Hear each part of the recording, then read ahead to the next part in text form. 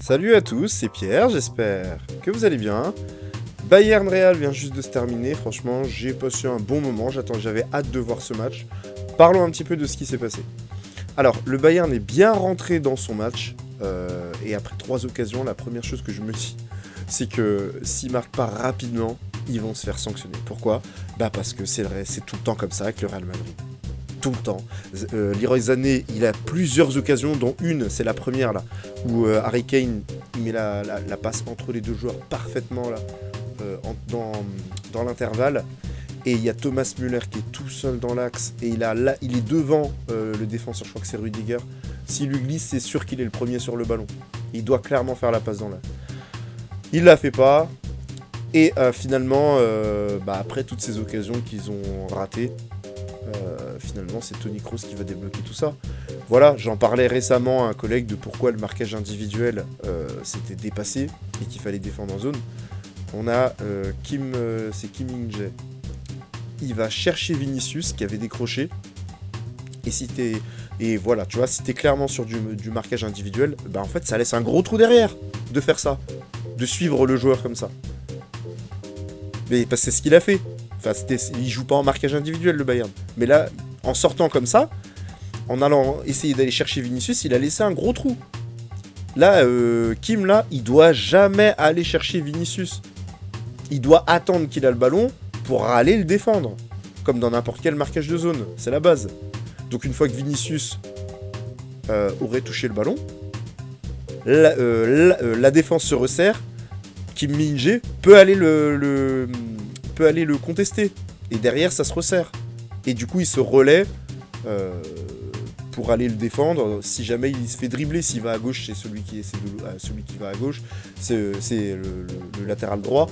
Si jamais il va à droite, c'est le défenseur central gauche. C'est comme ça le marquage de zone normalement.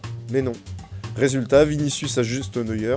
0-1 contre le cours du jeu. Voilà, le Real Madrid, ils sont impressionnants. C'est pour ça que je vous ai dit qu'ils étaient les favoris désormais, que je préférais que le PSG joue le Bayern, qui sont eux plus prenables. Parce que le Real Madrid, ils sont exceptionnels de mental, de technique, de vision de jeu. Tu crois qu'ils sont morts et en fait, non. Ils sont jamais morts. Après un bon début, le Bayern a été bien cadré. À peine une tentative de 50 mètres de Kane, mais sinon, rien du tout. A force d'entreprendre, et après un ajustement de Tourelle qui va faire passer Sané à droite et Musiala à gauche, ils vont égaliser en deuxième mi-temps par Sané qui il était bien rentré. Et ce qui était intéressant dans sa course, quand il est rentré à l'intérieur, c'est qu'il n'a pas tiré en ouvrant son pied pour toucher la lucarne opposée. Il a mis une mine au premier poteau. Et franchement, c'est parti comme un pétard. Et comme la frappe au premier poteau, c'est la distance la plus courte vers le but, et qu'en plus, il a vraiment bien placé son tir, il a égalisé. Et dans la foulée, Musiala obtient un penalty après avoir déséquilibré Vasquez, mais vraiment en 4 minutes. J'ai trouvé que Vasquez il s'est fait passer un peu facilement quand même. Mais le problème, c'est qu'il laisse traîner la jambe. Faute. Et Harry Kane pour le tirer. Alors vous aurez remarqué quelque chose, c'est que depuis 2-3 tirs au but, il a changé sa façon de tirer là, le Harry Kane. Je pense qu'il sait qu'il est lisible.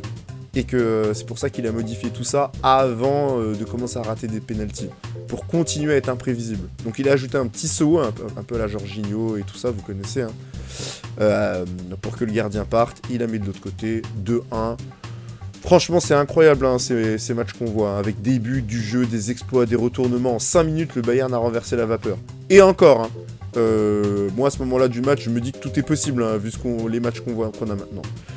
Et je me dis aussi que le changement de Tourelle, il a été inspiré, hein, parce que j'avais trouvé que les deux, Musiala et Sané, ils avaient fait plutôt un bon début de match. Hein, mais Tourelle a sûrement estimé que Musiala ferait aussi bien face à Lucas Vasquez et que Sané apporterait davantage à droite. Enfin, je sais pas, mais en tout cas, c'est très bien joué de sa part, parce que les deux ont fait un super travail de deux côtés. En face, le Real a sorti Nacho pour Camavinga, il a remis Tchouaméni dans l'axe.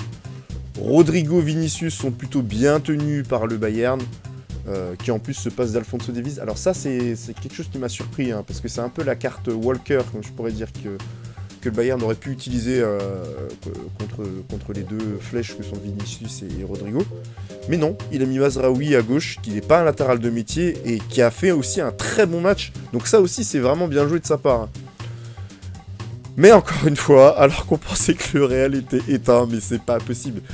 Je vous ai dit, hein, franchement, le Real, ils sont favoris. Quel que soit le scénario du match, maintenant, ils sont favoris. Tu sais jamais ce qui va se passer. Ils vont obtenir un penalty. Mingé s'est fait avoir par Rodrigo, qui a bien protégé son ballon. Il le ceinture, il met sa jambe en opposition. Il a tenté tout ce qui était illicite pour l'arrêter. Donc, penalty logique, encore une fois. D'ailleurs, le match a été très bien arbitré par Clément Turpin. Et Vinicius se transforme dans un penalty très mal tiré. Hein. Je vous renvoie à la vidéo que j'ai faite récemment sur le sujet. Hein. Il tire à mi-hauteur, pas bien placé. Si Neuer part du bon côté, il l'arrête sans aucun problème. Sauf qu'il est parti à la buvette. Égalisation de partout.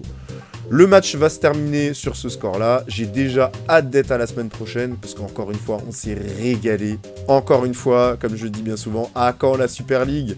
Parce qu'on voit que quand les matchs sont équilibrés, on a droit à des matchs de haut niveau. Où on ne connaît pas forcément l'issue du match. Avec des buts des grands joueurs, des grands coachs, des retournements de situation. Et je me dis que j'ai pris du temps de ma semaine de parents, de coach, etc. pour voir un super match. Dites-moi ce que vous en avez pensé dans les commentaires de ce match. Vraiment, moi j'ai pris du plaisir. C'était vraiment un super match. Hâte du match du PSG de demain. Je vous dis de toute façon à demain. Merci d'avoir suivi ce débrief et à très bientôt. Il décide donc de lui imposer un adjoint qui sera Zico, en mars 1998. Problème cependant, lui et Romario sont loin d'être des amis. Retenez bien cette information entre Zico et Romario. Donc on va aborder le cas Romario. Les gars, cette histoire, c'est un truc de fou. Je vais vous présenter des éléments que vous avez jamais entendus. Vous n'êtes pas prêts?